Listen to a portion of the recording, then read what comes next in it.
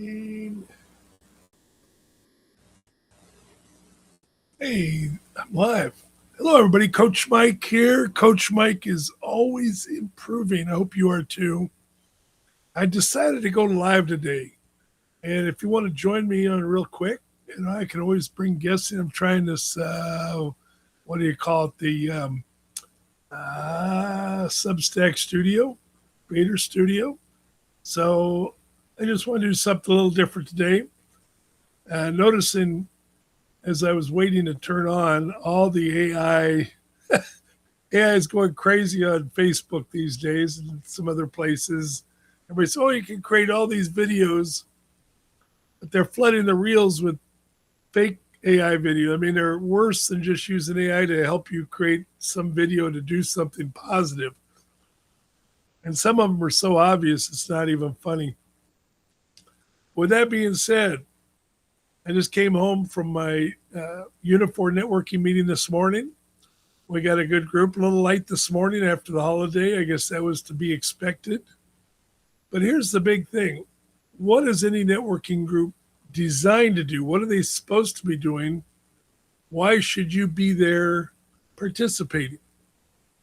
Do we want to increase our sales? Of course we do. Do we want to gain more customers? Yes. But if you're always just trying to sell people, you might find yourself being ignored sometimes, and you might wonder why.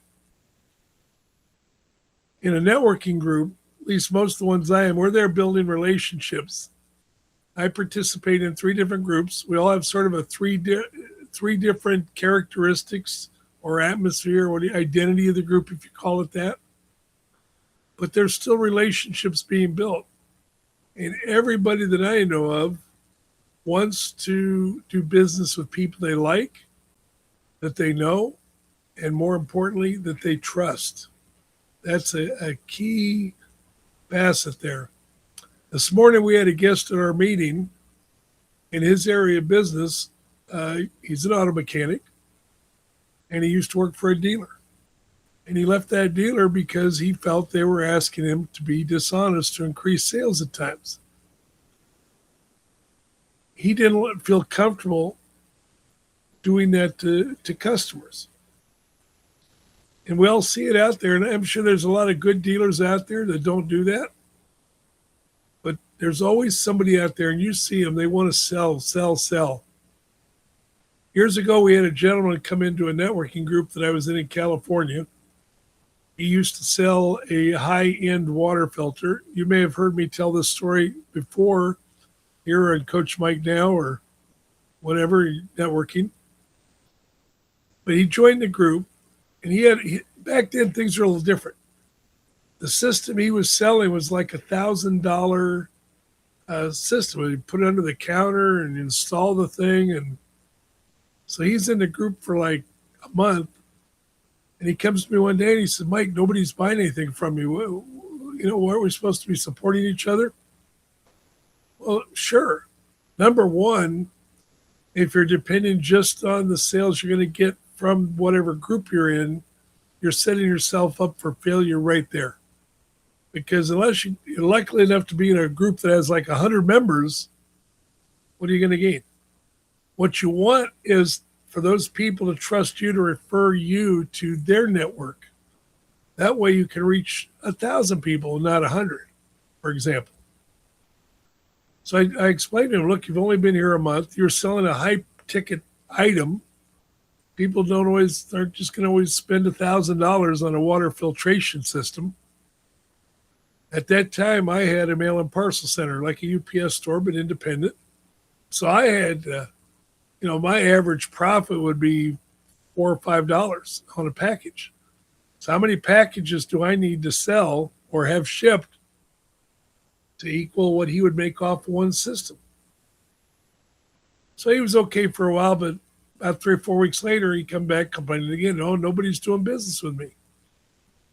Sit down and take stock. Number one, I think he was probably feeling, I don't know for sure, I think only one person I had a discussion about it, but I think some people felt like he was just there trying to sell, and he wasn't so much trying to refer everybody to be a part of the group. People hate takers. Okay. You see them in almost every networking group you go to, every Chamber of Commerce event. There's always some people in there that are takers. In other words, they want you to buy their stuff, but they really don't do a whole lot to promote you or to try to buy your stuff. And you can recognize that. That doesn't mean we need to buy something from somebody every week. That's not what I'm talking about. But you can tell the difference. You can tell there are those people that just never seem to talk about anybody else, never worry about anybody else's business or how they can help them. They just want to know if you're going to buy from them. So are you a taker?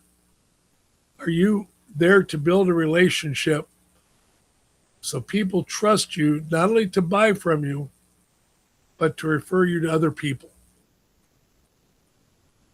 Keep that in mind. When you're not getting the results you want, that may be a possibility. If you need some more help with that, I hope you subscribe to Coach Mike's Always Improving. Paid subscribers are preferred, but I'll let you be a free one if you want. You're going to get more out of it if you're paid.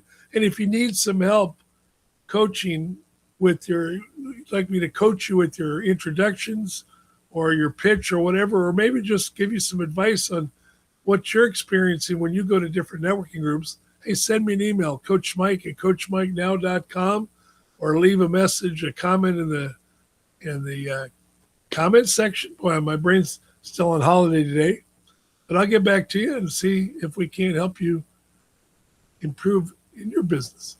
Have a great day and God bless.